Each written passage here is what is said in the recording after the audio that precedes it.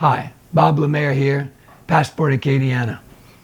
I want to share with you some information on cancers in general, and specifically prostate cancer. I'm dealing with some issues, and I've been researching this, and I'd like to share the information. But first, the information I will be presenting is not intended to replace the advice of a trained health professional. If you know or suspect that you have a health problem, you should consult a health professional. I specifically disclaim any liability, loss, or risk, personal or otherwise, that is incurred as a consequence, directly or indirectly, of the use and application of the information I will be sharing with you. So I've researched this stuff generally, and hopefully it can be of some help. Right? The first thing I want to discuss is there are certain risk factors and risk of specifically prostate cancer. These apply pretty much to any type of cancer, but we'll be talking specifically about prostate cancer. So one of the increased risks is BMI, body mass index. It means the weight in kilograms divided by the height in meters squared. You just go to the internet and you put in BMI, you put in your weight, etc., and you can get your BMI. So one of the factors that may result in cancer is BMI. Secondly, and just as important, is smoking. Self-explanatory. Next, dairy or calcium. Then processed red meat. And that means things like salami and cold cuts, that type of stuff. Poultry with skin. So poultry skin, the fat of the skin is an increased factor. And animal fat, and specifically saturated fat, is also a factor. And interestingly, selenium supplementation. So they found that oftentimes, if you have too much selenium, it may be an increased risk factor. Okay. Here are the decreased risk factors. The first one is physical activity. So the increased risk was the BMI. A lot of BMI is a result, or your BMI, if it's high, could be a result of not much physical activity, diet, etc. So physical activity is one of the most important factors for decreased risk. Secondly, omega-3 or fish, flax seeds, chias, etc. Unsaturated fat, avocados, olive oil. All right? That's a decreased risk factor. Next, tomatoes, specifically lycopene. Lycopene is in other products, but tomatoes mainly. And to get the most benefit, tomatoes should be cooked a lot. Then vegetable fat versus animal fat, specifically olive oil. Getting back to fish, by the way, salmon is probably the best bet for fish. Cruciferous vegetables, that's the broccoli family. The next, interestingly enough, is coffee. And then soy and tea. So these are things that you can incorporate in your diet that can help you reduce the risk factors for cancer, and in this case, specifically prostate cancer. What I wanted to do today was just give you an idea, a very broad overview of these increased and decreased risk factors. We'll have another program where I'll get into it specifically, all right? So what you can do is you can research these factors that I've just mentioned, and that's what you want to do. You want to draw your own conclusions. You want to go do your own research. You don't want to depend on me and what I found. Let's talk about one of the products that they brought up, and specifically coffee. Some people do well with coffee, others don't do as well with the caffeine.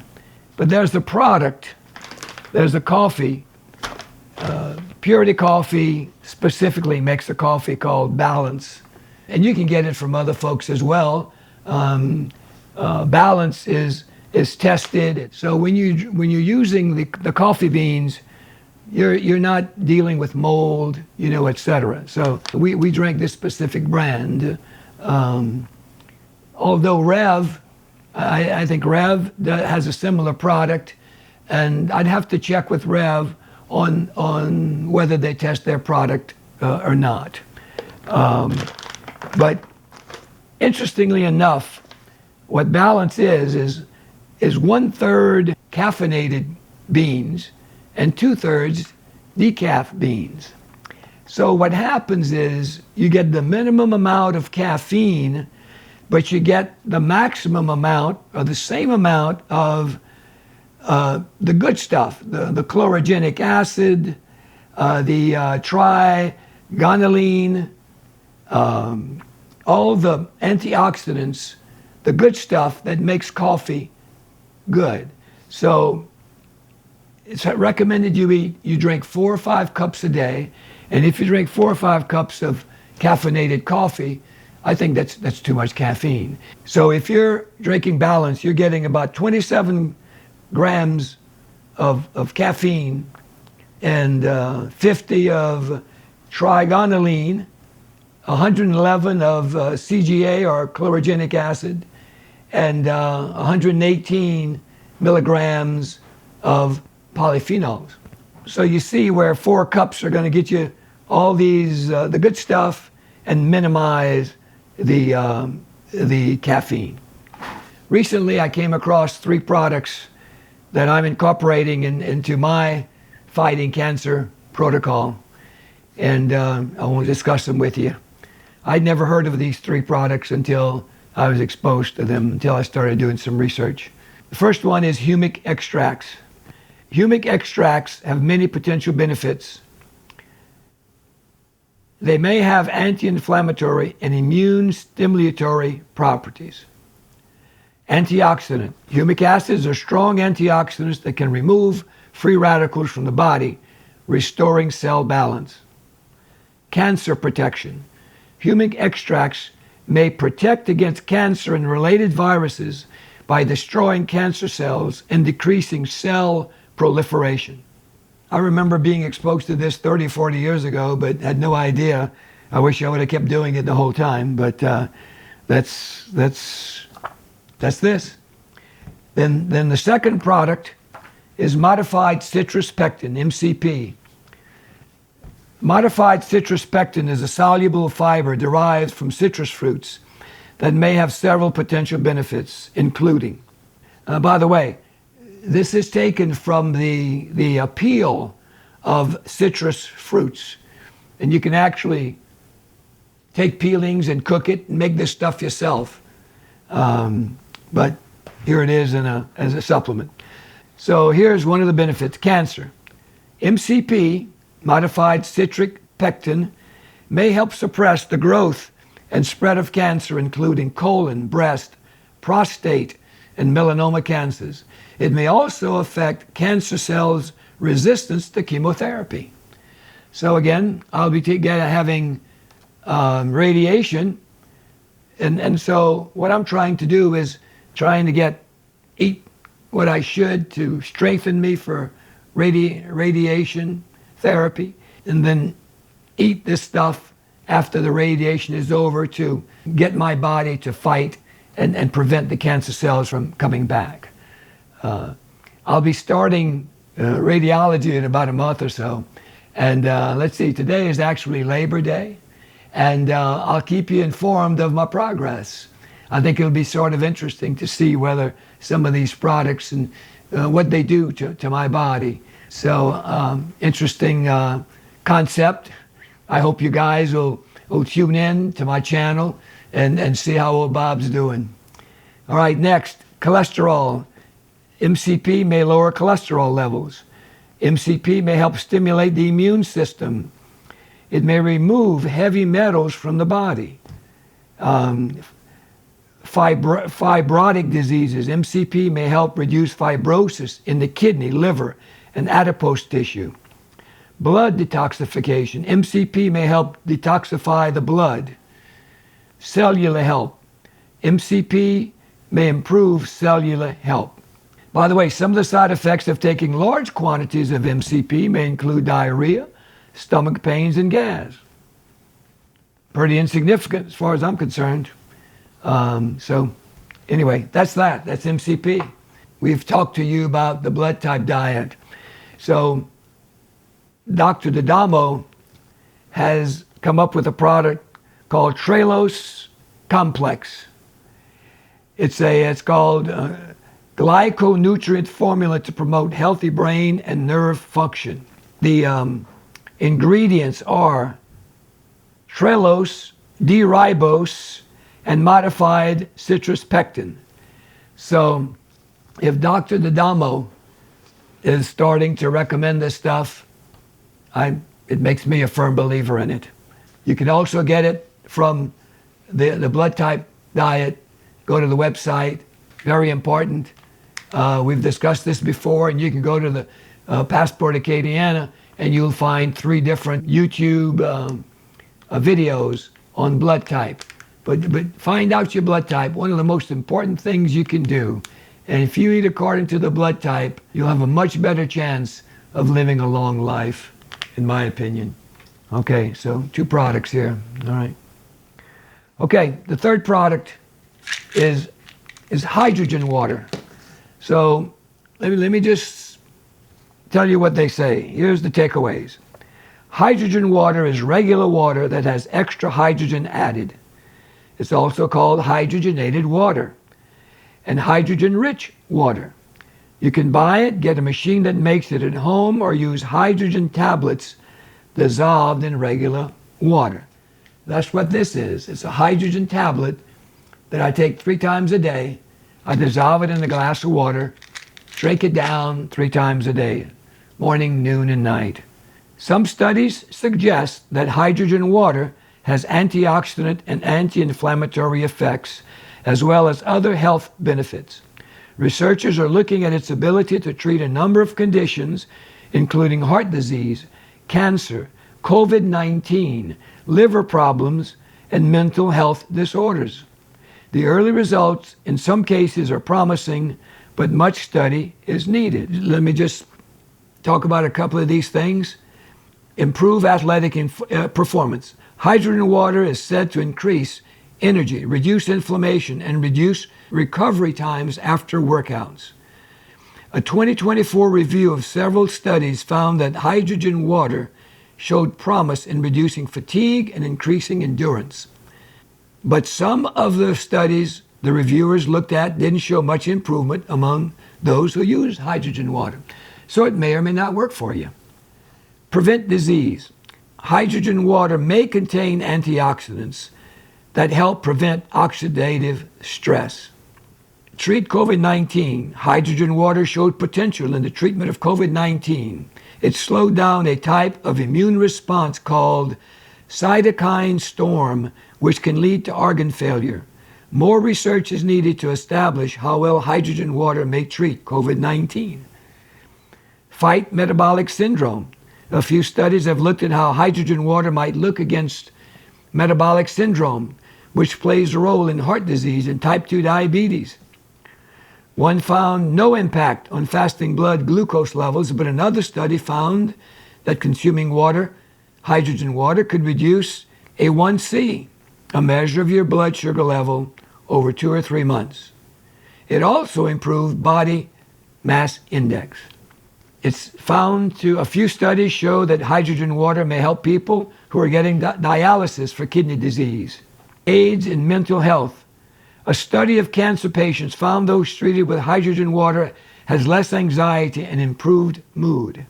A study of women with panic disorder showed that those treated with hydrogen water had about the same results as the controlled group who didn't consume hydrogen water. Hi, sweetheart. How are you today? That's my wife, Dolly. But the group receiving hydrogen water did have lower inflammatory markers. This could lead to less pain. Anyway, products I wasn't really aware of before that may be of help in and overall health. Let's continue our discussion with about cancer. Specifically, Chris beat cancer. Chris Wark wrote this book, and I've been reading it. I've got 3 copies, and I've been reading a lot about it. All right, so let's talk about some of the specifics that Chris talks about. I call it superfood spotlight. The first one he talks about is alma, which is Indian gooseberry. I'm just going to read stuff from Chris's book here, just little snippets of information. Amla has the second highest concentration of vitamin C next to camu fruit. To put it in perspective, the average American meal has 25 to 100 units of antioxidants. 1 teaspoon of amla powder has nearly 800 units of antioxidants. In a 2010 study, amla fruit extract was tested against 6 human cancer cell lines: lung, liver, cervical, breast, ovarian, and colon cancer. Amla not only stopped the cancer growth completely, but also killed the existing cancer cells, reducing their population by over 50%, and significantly blocked the cancer's ability to spread. That's amla. There it is. I add this to our smoothie in the morning, and there it is. That's probably one of the most important products you can use to fight cancer. Next, garlic. In particular, black garlic. To quote in Chris's book, garlic stopped cancer growth completely against the following tumor cell lines: breast cancer, brain cancer, lung cancer, pancreatic cancer, prostate cancer, childhood brain cancer, and stomach cancer. Leeks ran a close second and were number 1 against kidney cancer. But garlic and leeks weren't the only superstars. Almost every vegetable with the allium and cruciferous families completely stopped growth in the various cancers tested. The cruciferous family, of course, veggies tested were broccoli, Brussels sprouts, cauliflower, kale, red cabbage, and curly cabbage.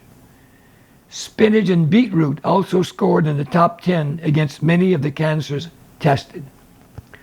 Honorable mentions include asparagus, green beans, radishes, and rutabaga. By the way, something worth noting.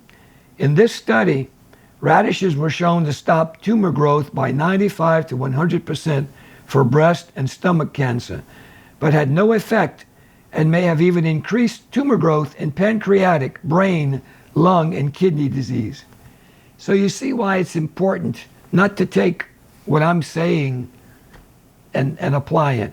You need to do research. You need to consult your doctor, your nutritionist, and people, because sometimes these products are good for one thing, but not so good for something else.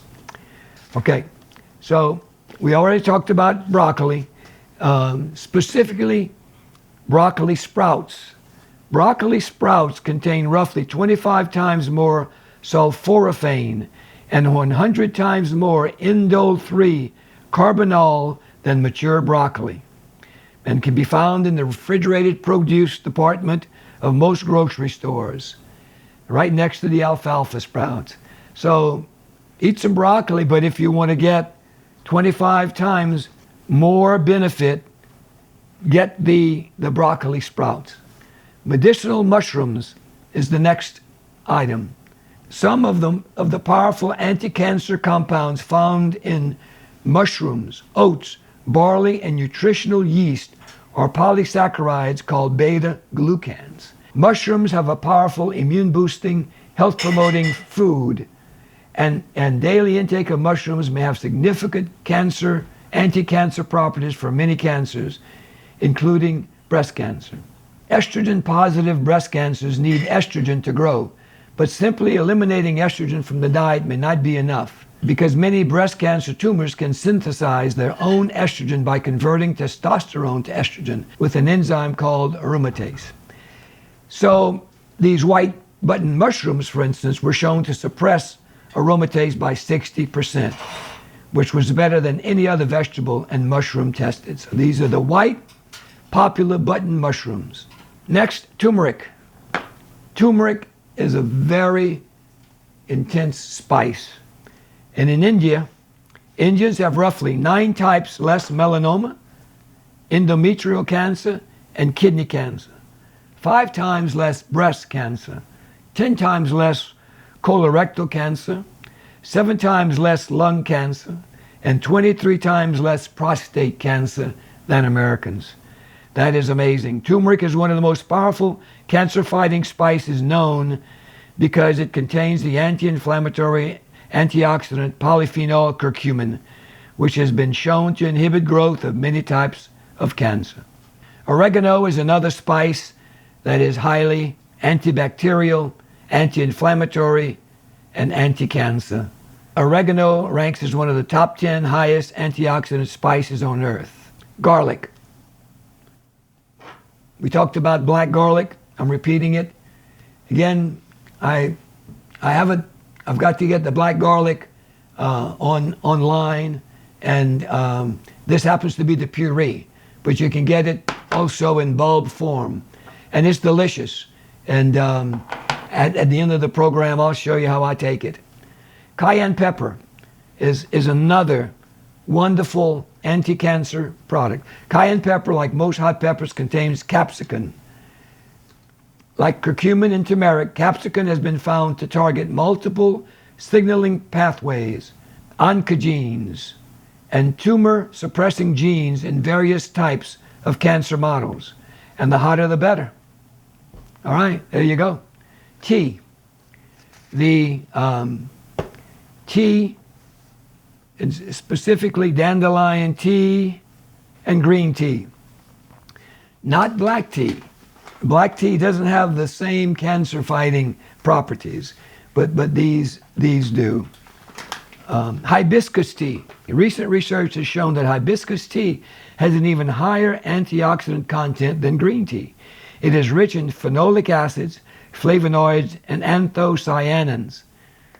Hibiscus extracts have been shown to inhibit the growth of cancer cells in the lab and have beneficial effects on inflammation, atherosclerosis, liver disease, diabetes, and other metabolic syndromes, which are all good reasons to drink it.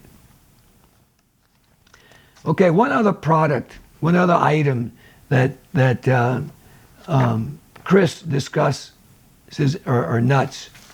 A 7-year study found that stage 2 colon cancer survivors who ate at least 2 ounces of tree nuts per week, roughly 48 almonds or walnuts, about 7 a day, were 42% less likely to have their cancer return and 57% less likely to die from their cancer than those who did not eat nuts.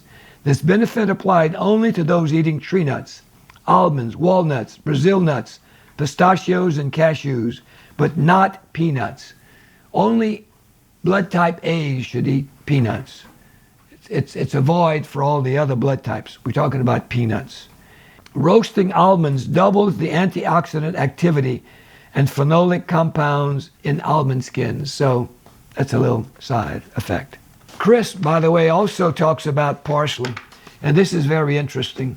Apigenin is found in many fruits and vegetables, but the highest concentrations are in celery, chamomile, and parsley. Dried parsley has the highest concentration of apigenin by a significant margin, over 20 times more than fresh parsley.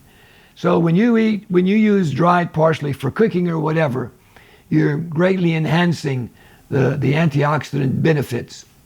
And this apigenin in parsley has been reported to suppress various human cancers by triggering apoptosis, which is cell death, and autophagy, which inducing cell cycle arrest, suppressing cell migration and invasion, stimulating an immense response, and directly killing cancer stem cells.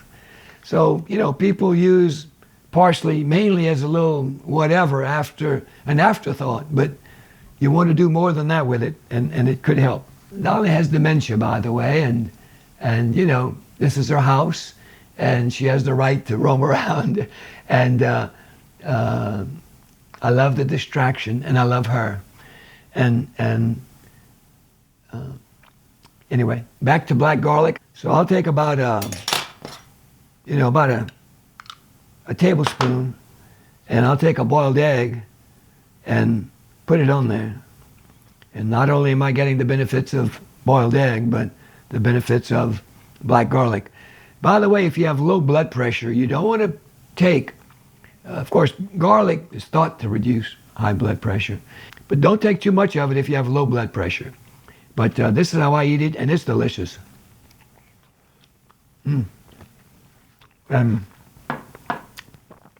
Dolly, you want an egg? Dolly loves eggs. Let me put some black garlic on it for you, sweetheart. There you go. Again, Dolly tends to have low blood pressure, so we don't want her to eat too much of it. It's delicious. It almost tastes like, kind of like chocolate. So good. Get you some. You'll love it. Let me talk about another product, rolled oats.